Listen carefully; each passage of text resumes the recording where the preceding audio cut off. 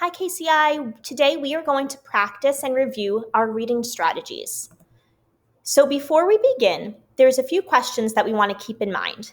Number one, how can I use what I know about letters to read my books? And what can we do as readers if we get to an unknown word?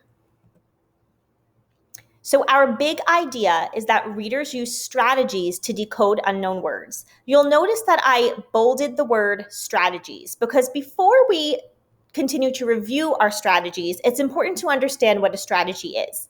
So we've learned that a strategy is a plan to help us reach a goal. In this case, our goal is to try and figure out words that we don't know when we get to them in our books that we read. So you can see that I have our reading strategy bookmark that I made for you, and we're going to go through all of the strategies we've learned so far.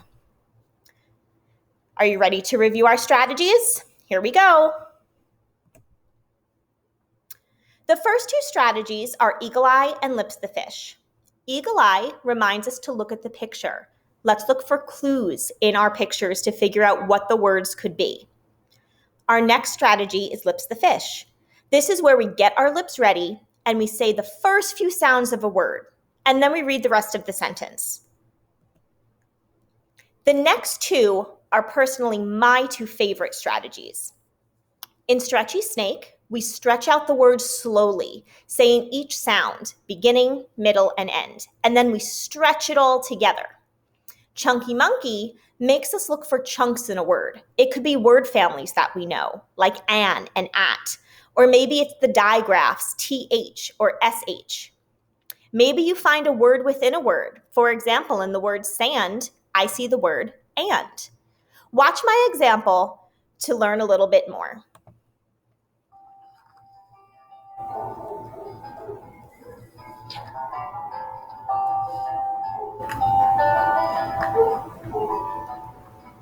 Hi friends, we're going to practice today using our two strategies, Stretchy Snake and Chunky Monkey. So what we would do is use both strategies together to help us decode some of these tricky words that we might find in our level text. So the first thing I'm going to do is focus on Stretchy Snake. I'm going to look at every single letter in the word and stretch it out slowly. So I'll say, d, and then I'm going to blend it together. Stretch it together like you would a snake. Mud, mud. Now for some other words, this is where Chunky Monkey is going to be very useful. We're going to look for parts of the word that we already know. So for example, in this word, I know the blend FR says fur. Now I'm going to use Stretchy Snake to figure out the rest of the word. Fur, frog. Let's do the next one. Let's look for a chunk that we know. We know our digraph, SH. That says sh. Now I'm going to use Stretchy Snake. Fish. And now for our challenge word. This is going to have some more chunks in this word to decode. So the first part we see is SPL. We know that that chunk says spool. We see a digraph again. SH says sh. Now let's stretch it using Stretchy Snake. Spool, ash, splash. I hope that helped. Our next two strategies are Skippy Frog and Flippy Dolphin. In Skippy Frog, we pretend that the word isn't even there in the sentence. Skip over it, read the rest of the sentence, and then figure out what word would make sense.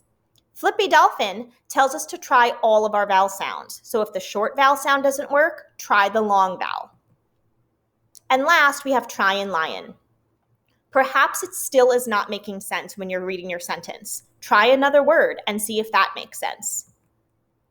Now it's your turn. You've been practicing so much that I want you to take out your book baggies, take out one of your level texts, and record yourself on Seesaw reading it.